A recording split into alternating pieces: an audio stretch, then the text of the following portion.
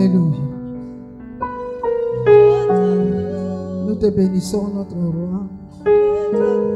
Nous te rendons la gloire. Merci pour ce temps de bénédiction que tu nous accordes.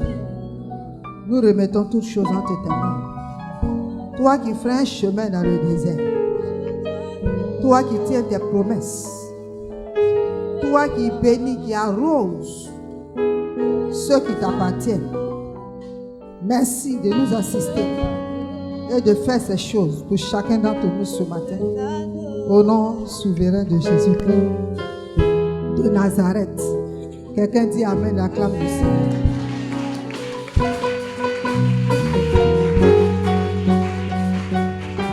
Ésaïe, le chapitre 27. Nous allons lire le verset 2 au verset 6. Ésaïe, chapitre 27, le verset 2. En ce jour-là, chantez un cantique sur la vigne. Moi, l'Éternel, j'en suis le gardien. Je l'arrose à chaque instant, de peur qu'on ne l'attaque. Nuit et jour, je la garde. Il n'y a point en moi de colère, mais si je trouve à combattre des ronces et des épines, je marcherai contre elles, je les consumerai tout ensemble.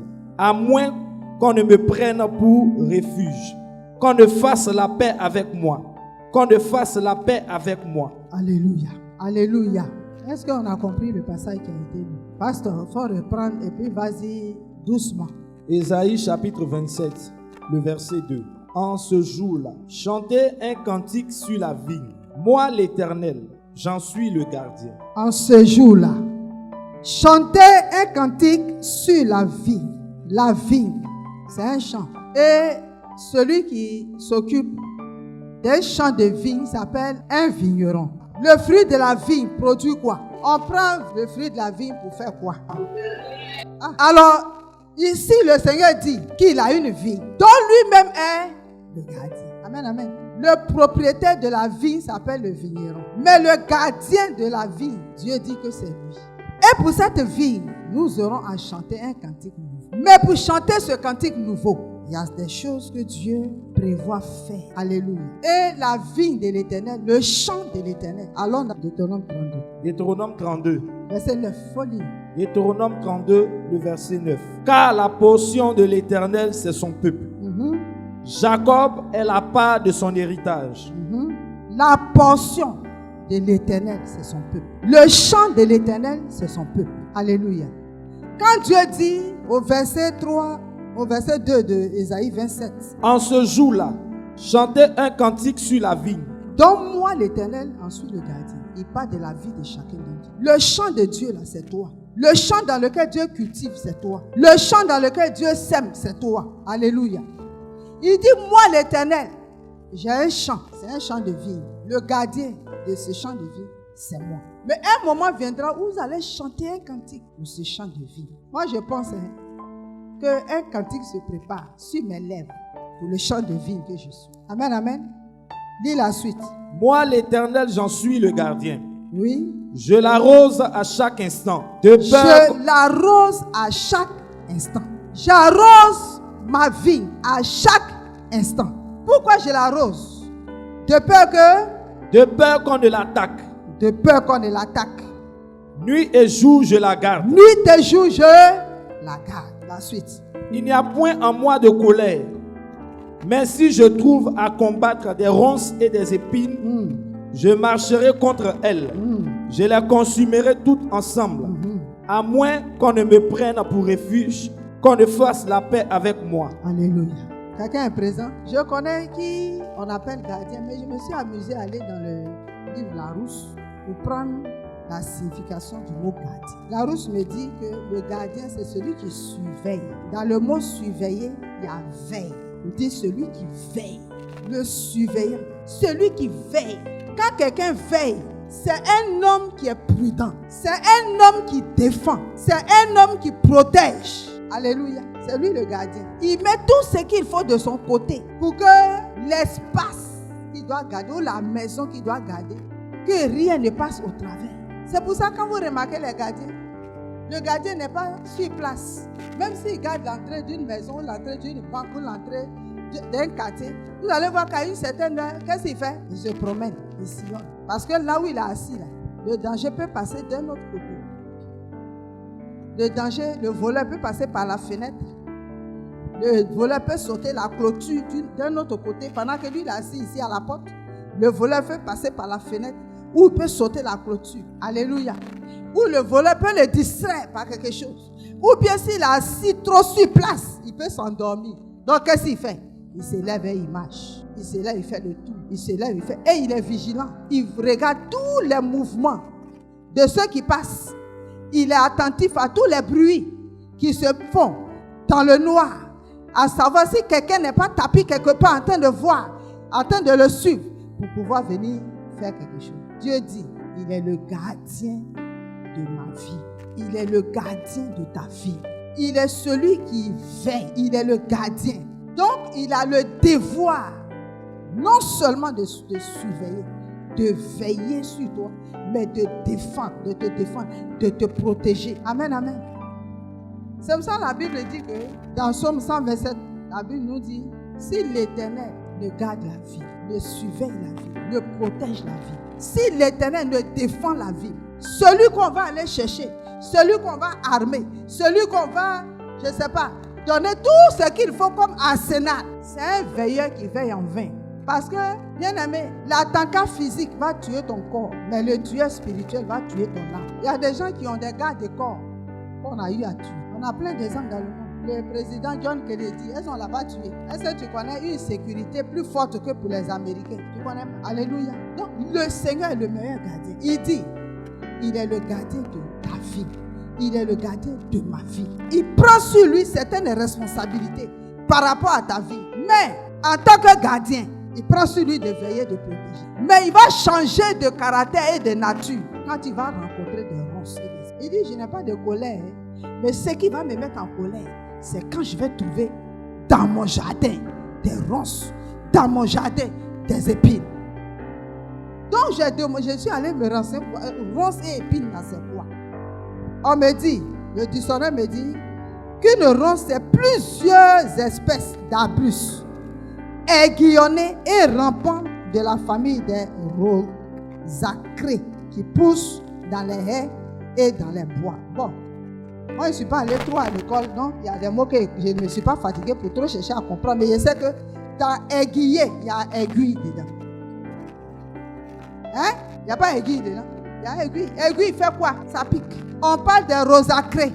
Les roses, j'ai vu rose dedans. Rose fait quoi? Ça pique. Donc tout ce qui pique, un enfant de Dieu. Tout ce qui dérange un enfant. On m'a dit au sens figuré, c'est les difficultés désagréables. Tout ce qui va te permettre d'être mal à l'aise. T'empêcher d'être heureux. Quand Dieu trouve ça dans le jardin, dont lui-même est le gardien. Ce n'est pas dans n'importe quel jardin. Ce n'est pas dans tous les jardins que Dieu combat les ronces. Ce n'est pas dans tous les jardins. Il dit le jardin qui lui appartient. Tout à l'heure, on a vu dans Deutéronome 32. Il dit la portion de l'Éternel. C'est son peuple. Est-ce que tu fais partie de la portion de l'Éternel? Il dit ma vie que je garde, dont je suis le gardien. Je me mets en colère. Quand il y a les ronces, quand il y a les épines, alors là, je me dénature. Parce que quand je suis gardien de quelque chose, je veille à ce que la chose se passe, se porte bien, la chose aille bien, que tout se passe bien. Mais je ne vais pas croiser un désagrément. Je ne vais pas croiser quelque chose qui est en contradiction. Je ne vais pas croiser quelque chose qui va aller contre mon programme ou bien mes projets. Alléluia. Lis maintenant le verset 1 du psaume d'Ésaïe 27. Alors, qu'est-ce qui peut être désagrément? Qu'est-ce qui peut nous poser des soucis, des problèmes? Ésaïe 27, le verset 1. Ésaïe 27, le verset 1. En ce jour, l'Éternel frappera de sa dure, grande et forte épée, le Léviathan, serpent fuyard, le Léviathan, serpent tortueux, et il tuera le monstre qui est dans la mer. Alléluia, alléluia. On dit en ce jour. Que tu aies un cantique nouveau sur les lèvres, tu es dans l'obligation de combattre les ronces, combattre les épines. Tu es dans l'obligation de broyer tout ce qui est désagrément, tout ce qui te cause un malaise. Qu'est-ce qui peut nous causer un malaise? On a un seul ennemi et adversaire qui peut nous causer un malaise. La Bible dit il s'appelle le Léviathan. serpent fuyard. Avant, je me demandais, mais pourquoi on l'appelle serpent fuyard? Mais parce qu'il vole tes promesses et puis il fuit avec. Il t'arrache tes bénédictions et puis il fuit avec. Il prend ce qui est précieux et puis il fuit avec. Des fois, ce que tu as souffert pour avoir, il t'arrache et puis il fuit avec. Comment l'ennemi peut fuir avec quelque chose? Il peut fuir avec ton diplôme. Tu as le diplôme physique, mais ça a perdu sa valeur. Parce que ce qui va faire que ceux qui devaient t'embaucher, leur attention sera retenue. Cette chose a été faite. Et il y en a dans toutes les sociétés de la Côte d'Ivoire, ils ont des diplômes là. Ils ont des dossiers là. Amen, amen. J'ai le témoin d'une sœur qu'on voulait aider à rentrer dans un endroit. Et les gens sont prévenus et tout était calé. Maintenant, quand on l'appelle pour venir, pour signer son contrat, son numéro ne passe pas. Tout le monde appelle le numéro là. Elle décroche. Mais ceux qui doivent l'embaucher n'arrivent pas à la jouer. C'est pas un fuyard qui a fait ça. À tout le monde, elle dit allô, oui. Mais ceux-là qui vont l'appeler pour qu'elle se lève pour aller signer le contrat, et ils n'arrivent pas. Des fois même, quand tu finis de déposer tes dossiers, le numéro que tu donnes là, le numéro là, le portable se perd. Dans le taxi, là, quelqu'un prend le téléphone. Ou bien tu ne sais pas où tu as déposé. Ou bien quelque chose s'est passé, la puce est grillée. C'est l'œuvre du serpent fuyard. C'est l'œuvre du serpent fuyard. Il se manifeste de plus. Il se manifeste. Des fois même, tu penses que tu as déposé le dossier, mais il a volé, il est parti avec. Alléluia. Je connais une jeune fille qui n'a pas pu passer le bac parce que son dossier a disparu. Amen, amen. Et quand on constate que son dossier a disparu, c'est pas quand on a train de monter, déposer les dossiers pour passer. Mais c'est quand on fait les dernières, comment on appelle ça, les dernières vérifications. On se rend compte qu'elle n'a pas de dossier. On veut alors prendre les anciens dossiers pour constituer un nouveau dossier. On ne trouve rien. On remonte jusqu'à l'école où elle a eu le BEPC et d'où est partie l'orientation dans cette grande école. Où elle a fait 3 ans, c'est-à-dire seconde, première et terminale, pour qu'elle passe le bac l'année là. Dans l'école d'origine, les dossiers là-bas ont disparu. Est-ce que vous connaissez celui qu'on appelle le serpent fuyard? Comme si l'école ne l'avait jamais accueilli. Pourtant, elle a été orientée là-bas. Quand elle a eu l'entrée en 6e, elle a fait 6e, 5e, 4e, 3e. Elle a passé BPC. Elle a eu, on l'a envoyée dans cette grande école. Mais aucune trace. C'est un homme de Dieu qui va faire un programme dans son village et qui va découvrir la cause de ce problème. Le serpent fuyard, il fuit avec beaucoup de choses. Alléluia. Le Seigneur dit, moi je combats le serpent fuyard. Si je l'ai trouvé dans mon jardin, je vais le combattre avec colère. Ensuite, on dit le serpent tortueux. Ce qui est tortueux là, c'est droit. Comment c'est? C'est comment? C'est tordu, c'est penché. Amen, amen, amen, amen. C'est comment? C'est pas clair, c'est pas net. C'est penché, c'est tordu. Et il y a un démon qui est là pour faire ça, pour tordre tes plans, pour dénaturer tes projets. Alléluia. La chose est claire, c'est net.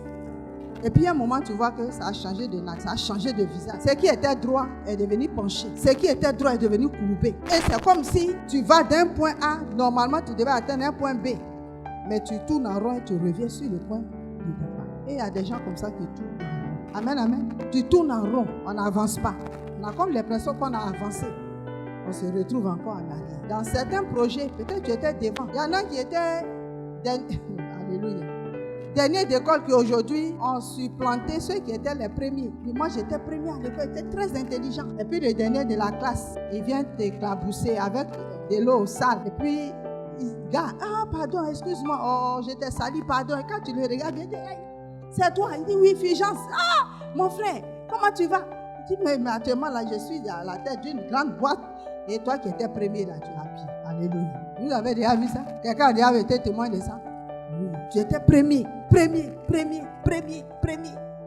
Des fois, mais c'est sûr, toi, il trichait. On l'attrapait, puis on le punissait. Aujourd'hui, il est dans 4-4. Puis toi, tu es habillé. C'est le serpent tortueux qui a tordu tes plans, qui a bouleversé tes plans, qui a tordu tes projets. Mais celui qui va le combattre, c'est celui qui détient l'épée. Il dit, je frapperai de ma dure, de ma grande et de ma forte épée. Amen, amen. Je frapperai de ma dure, de ma grande et de ma forte épée. Il y a des gens dont je connais les situations, et puis ça me peine un peu, qui avaient fait de bons projets. Aujourd'hui, les projets sont stoppés. Qui avaient fait de grands projets, qui avaient même... Ça dit, quand tu vois même la manière dont les choses ont commencé, tu te dis, oh, gloire à Dieu pour ce frère, gloire à Dieu pour cette soeur, gloire à Dieu pour ce papa. Et puis un matin, la chose a stoppé. Ça n'avance plus. C'est comme si tout est reparti en arrière. Tu ne comprends plus. Tu avais déjà fait ton programme. Tu avais déjà tout planifié. Et puis tu es stoppé dans ton île. C'est le serpent tordu. Et ce matin, l'Éternel va le combattre. Pour toi, au nom de Jésus. Il dit, et il tuera le monstre qui est dans la mer. Alléluia. Ce matin, nous allons prier avec le peuple de Dieu.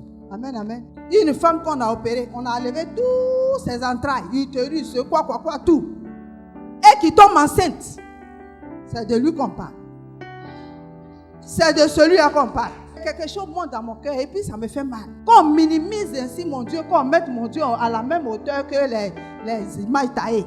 Qu'un homme de Dieu qui dit, recevez la grâce de Dieu, recevez votre bénédiction, dise que Dieu ne peut pas ressusciter quelqu'un qui est fort. Et qui dit de mon Jésus que c'est parce que Lazare n'a pas été formalisé que Jésus l'a ressuscité. Pourtant la Bible dit que Lazare était décomposé. Quelqu'un qui est décomposé, dont les nouveaux nez doivent pousser, les nouveaux veines doivent pousser, les artères doivent pousser, le cerveau doit revenir à sa place. Et quand il ressuscite, il reconnaît ses parents. Quelle est cette dimension de miracle? Quelle est cette dimension de miracle? Que formol, on peut comparer à du formol. Il faut croire en Dieu. Et puis il faut croire en la prière que tu vas faire sur moi. Parce que si tu pries 100 fois, moi je vais témoigner. Et toi tu vas partir et venir encore prochaine. C'est pourquoi Dieu dit, quand je trouve dans mon champ des ronces, si j'ai trouvé ronces et épines, j'ai affaire au Léviathan. Même si c'est un serpent python qui fuit, qui est fuyard, moi l'Éternel, je vais le stopper. Alléluia. Quand Dieu a dit à Moïse, va jeter ton bâton, ça va devenir serpent. Les magiciens, les petits sorciers du quartier pensaient qu'eux aussi ils ont pouvoir. Dis, mais si c'est bâton qui devient serpent, nous on sait faire ça, nous on fait ça ici. Et les petits amuseurs du quartier, les petits mystiques sont venus, eux aussi, ils ont jeté leur bois, c'est devenu serpent. La Bible dit que le serpent de Moïse a avalé pour eux là. C'est de ce Dieu-là que je te parle ce matin. Tiens-toi sur tes pieds, on va prier. Est-ce que tu crois que tu as cette arme-là? La dure, la grande et la forte épée pour stopper le serpent fuyant. Celui qui fuit toujours avec tes bénédictions, il prend, puis il court. Il prend, puis il s'en va. Il t'arrache, il s'en va. Il t'arrache, il s'en va. Il t'arrache. Cette fois-ci, là, il ne peut plus arracher. J'ai dit, il ne peut plus arracher. Il ne peut plus arracher. Il ne peut plus arracher. Longtemps, il a arraché. Mais c'est la fin. L'Éternel dit c'est aujourd'hui, c'est pas demain. Dis à ton voisin c'est aujourd'hui. Il a arraché la communion entre Adam, Ève et Dieu. Il a arraché. Il a fait. Et Dieu les a chassés. Moi, je ne serai pas chassé de la présence de Dieu. Parce que je vais conserver mes promesses. Alléluia. Il faut tendre ton épée.